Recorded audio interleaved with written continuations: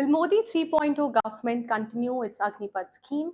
Can we expect some modifications to the scheme? And how much can the Indian government allocate to its defense budget this time? We'll discuss all these questions and more in this episode of the Budget Show with Business Standard. Hello, my name is Kanishka Gupta, and today I'm joined in by my colleagues and our in-house experts, Archis Mohan Hi. and Bhaskar Kumar. Today, I would like to start with the contentious Agnipath scheme, which also became a hot topic in the recently concluded parliament session. Archis, do you think the government would continue the scheme in its present form? And what are the chances of government addressing the concerns in this budget? So, before speculating on that, what are the facts? What is the behavior of this government over the last 10 years that we know of? One, they always respond to the message from elections or prepare for the next subsequent elections. For example, if you go back to 2015, they withdrew the land acquisition bill because there were lots of protests and there were crucial elections forthcoming. Similarly, by 2018, when they lost in Madhya Pradesh, Chhattisgarh, Rajasthan, uh, they brought in the budget, in the interim budget at that, the PM Kisan Nidhi scheme. Because they assumed that or that was the belief that they lost because of farm distress. Similarly, before the UP elections, they withdrew in 2022, they withdrew those contentious 3 farm laws. So I can cite other examples too. So they've always responded to the message uh, from elections. Secondly, uh, we also know that Haryana and Maharashtra send big contingents to the armed forces. And in both the states, and that's what post-poll surveys also suggested, the issue of Agnipath scheme was, as you said, a hot one. And it's been a hot one during the special session as well. So I believe they will respond. Now, how they'll respond, I think probably Bhasavar would be able to tell us better. All right, if we assume modifications to the Agnipath scheme, Bhaswar, what would be the financial implications of that on the defense budget? If the Agnipath scheme is tweaked, scrapped, overhauled, whichever it is, there will be implications on how the overall defense allocation is spent, right? So, when the scheme is introduced, the stated aim was to ensure a youthful profile in the armed forces. The other goal was to reduce the wage and pension bill of the forces, right? Most modern militaries, they'll spend over 50% of their total defense allocation on the capital account, right? So this is for buying equipment, for modernization, for mechanization, and this ensures that they are ready to go to war with the most modern equipment possible. In the Indian Army, in the Indian Armed Forces, especially the Army, we have a very personnel heavy structure. So for in our case, what happens is that more than half of our defense allocation is eaten up by paying wages and salaries. So Agnipath somewhere was meant to address this issue. So any tweaks there or rollback, there will be an impact. What could these tweaks be? So what we know at the moment is that an internal review has been conducted by the Army. Some suggestions have been put forward. The Ministry of Defense has not given any comments beyond this.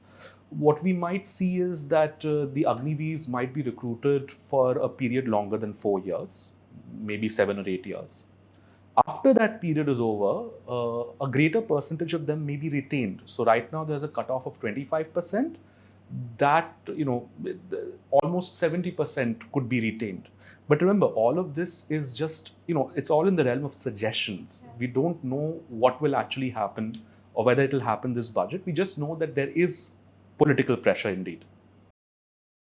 We do not know whether this will be part of the budget or this will go beyond the realm of the budget.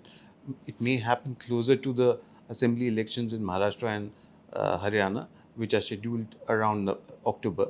So, yes, as he said, all of that is in the realm of speculation.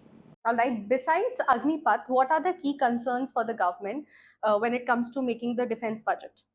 So the key concern here would be that getting the defense allocation, the defense budget to 2% of GDP. This is a simple arithmetic.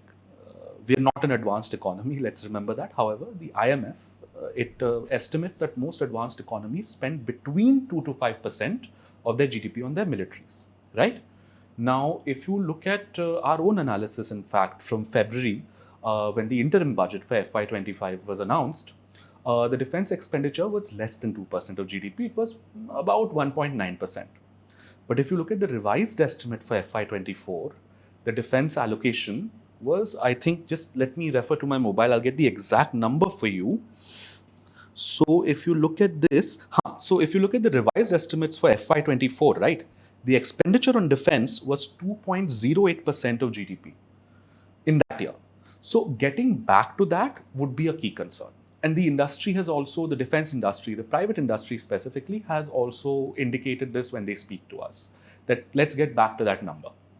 All right, how much do our neighbors like China and Pakistan spend on their defense budget compared to India? So China is a challenge because the situation at the border, at the line of actual control, remains abnormal, as the government has stated quite a few times. So if you look at China's defense budget for 2024, right, that stood at about $232 billion. Now, this is triple India's defense allocation of about $75 billion in FY25, right? However, let's be very clear, China spends only about 1.6% of its GDP on defense allocation, the official declared defense allocation, and this is for the year 2022. That's the last year we have figures for. But the thing is, they have a larger pie out of which to carve out defense's share. And we've seen what has happened since Galwan. Since the tensions aren't really going down, there is a pressure on matching some of the capabilities that China has. And so, yes, China does spend more than us. That's just but obvious. As far as Pakistan is concerned, I don't have the exact numbers on hand. Broadly, Pakistan has always tried to make sure that as far as capabilities are concerned, they keep pace with us. But our economic trajectories have now diverged so significantly that comparing the numbers would not be quite right. It would be like comparing India's numbers with, let's say, China's or the US's. The economies are just, well, larger than ours, and ours is just larger than Pakistan's. Okay. Can I add to? Yeah, sure. We need to realize that the entire Agnipath scheme is taking place in the context of the government facing criticism that there's been a jobless growth, that government vacancies are also not being filled, while financial constraints of a burgeoning pension bill and challenges of the future of greater mechanization of the armed forces are valid. But not just the opposition, but even Sangh Parivar affiliates like Bharatiya Mazdoor Sangh have been putting pressure on the government to fill existing vacancies. For example, Congress says there are 3 million vacancies in the government, in the central government itself. The BMS, in its pre-budget consultations with the FM, with the finance minister, asked the government to fill 2 million vacancies. So, the context of this entire controversy is the lack of jobs for the youth. All right. Let me go back to the China topic because I have another question for you, and that is, do you think India's relations with China and Pakistan will get better under PM Modi's third term? Okay, look, in terms of diplomacy, foreign relations, the experience is that the stabler the government, the better it is for foreign relations. There's a sense of continuity, and there's a sense of strength that's projected outside. If one leader has continued or one dispensation has continued. But a whole lot of it would also depend on the conditions, circumstances, political situations in our neighborhood, in Pakistan and in China. In China, President Xi Jinping has its own challenges, primarily because he's tried to centralize power, uh, uh, primarily because there've been challenges. He's been questioned for centralizing power, so he has to deal with the complexities of the Chinese system and how he would respond to that, and how much of that would reflect on his foreign policy relations with India. Would depend on the internal situation in China. Similarly for Pakistan, how crucial will the armed forces remain? whether there'll be some semblance of restoration of normalcy in its democracy. So, Okay, would you like to talk about the recent summit which PM Modi would not be attending? one interesting thing that's happened is Prime Minister Narendra Modi not going to attend the SCO, Shanghai Cooperation Organization Summit. Generally, foreign policy experts have said that he should have been there because it's been an important summit. And in his initial years, in 2015-16, and a bit later as well, Prime Minister Modi focused on SCO. He visited SCO summits, and he focused on Central Asia as well. He was the only prime minister, he's been the only Indian prime minister to have visited all Central Asian republics. So, but he sent the external affairs minister, and he'll be visiting Russia, Moscow, on a bilateral visit later this month. So, All right. And my last question, and that is to both of you. How can the upcoming budget boost India's Atmanirbharta in defense? Archas, you want to take it no, first? please. So, Atmanirbharta, self-reliance, it has been a theme for this government, also in defense. Again, since we were talking of China, it became, the efforts towards Atmanirbharta became particularly crucial and more marked after the Galwan clash. And what the industry, when we speak to the defense industry, particularly the private industry, what they say is that the goals that have been set are quite ambitious, right? So we have an overall annual defense production target of about rupees 3 trillion by FY29, which is more than triple what we produced in FY24, the last financial year.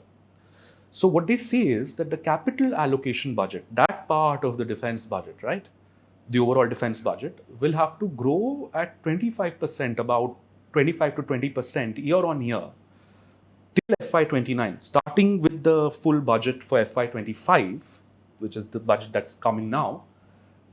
That is the rate of growth required compared to the current rate of growth, which is about 9%, to be able to achieve that target. So definitely a push is required. We don't know if the government will adopt such a rate of growth for the capital acquisition part of the budget. What we know is that there are other things that are in the works, other measures that could be taken. Again, the industry input has been that a defense export promotion council would help, and there have been reports that something of that sort is in the works. Greater focus on incentivizing R&D, on indigenous acquisition. So they will try and give a boost to Atmanirbharta to the extent that the industry would hope for. That remains to be seen. I just want to add something. Only that, some of the Sangh Parivar affiliates in their pre-budget consultations said that in the industrial corridors, two industrial corridors coming up in Tamil Nadu and Uttar Pradesh, uh, there should be greater participation for MSMEs in defense production. Let's see whether the government heeds them. That's all. All right. Amid political pressure and the upcoming assembly elections, Agnipath scheme will remain a key agenda for the Indian government. Now it remains to be seen if the government will address this in the upcoming budget. On that note, we wrap up this episode of the Budget Show with Business Standard. Stay tuned for more.